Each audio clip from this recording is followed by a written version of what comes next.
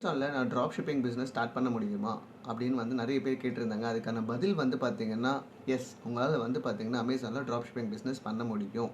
சரி, அதுக்கு நாங்கள் என்ன பண்ணுறது, என்ன மாதிரி ஷிப்பிங் மெத்தட்ஸ் நாங்கள் யூஸ் பண்ணுறது அப்படின்னு கேட்டிங்க அப்படின்னா, அதுக்கு நீங்கள் பார்த்தீங்கன்னா செல்ஃப் ஷிப்பிங் மெத்தட் தான் யூஸ் பண்ணணும். ஈஸி ஷிப்பிங்கோ இல்லை எஃபிஐ மெத்தட் யூஸ் பண்ண முடியாது. ஸோ செல்ஃப் ஷிப்பிங் மெத்தட் நீங்கள் போகும்போது நீங்கள் உங்கள் இடத்துல இருந்து நீங்கள் எங்கே வேணால் பார்த்தீங்கன்னா உங்கள் ப்ராடக்ட்ஸ் ஈஸியாக கஸ்டமருக்கு அனுப்ப முடியும். சரி, எப்படி அப்படின்னு கேட்டிங்க அப்படின்னா, இப்போ ஃபார் எக்ஸாம்பிள் எங்கிட்ட ப்ராடக்ட் எதுவுமே கிடையாது. நான் ஜஸ்ட் மார்க்கெட்டிங் மட்டும் பண்ணுறேன் இன்னொரு கம்பெனியோட ப்ராடக்ட்டை அப்படின்னா, ஸோ என்னால் பார்த்தீங்கன்னா செல்ஃப் ஷிப்பிங் மெத்தட் யூஸ் பண்ணி பார்த்தீங்கன்னா அந்த ப்ராடக்ட்டை அந்த பர்டிகுலர் கம்பெனிக்கிட்ட சொல்லி நம்மளால் பார்த்தீங்கன்னா கஸ்டமருக்கு டெலிவரி பண்ண முடியும்.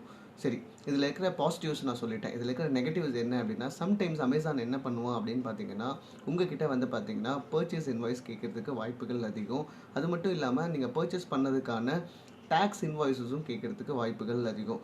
ஸோ நீங்கள் ட்ராப் ஷிப்பிங் பிஸ்னஸ் பண்ண போகிறீங்க அப்படின்னா மறக்காமல் இந்த ப்ராப்ளமையும் பார்த்தீங்கன்னா நீங்கள் ஓவர் கம் பண்ணிக்கணும். ஸோ ஏன்னா இந்த மாதிரி விஷயங்கள்லாம் கண்டிப்பாக பார்த்தீங்கன்னா அமேசான் சம்டைம்ஸ் உங்ககிட்ட இருந்து கேட்கறதுக்கு வாய்ப்புகள் அதிகம். ஸோ அதனால் ட்ராப் ஷிப்பிங் பிஸ்னஸ் பண்ண போகிறீங்க அப்படின்னா முக்கியமாக இந்த விஷயங்களை ப்ராப்பராக ஃபாலோ பண்ணி வச்சுக்கோங்க.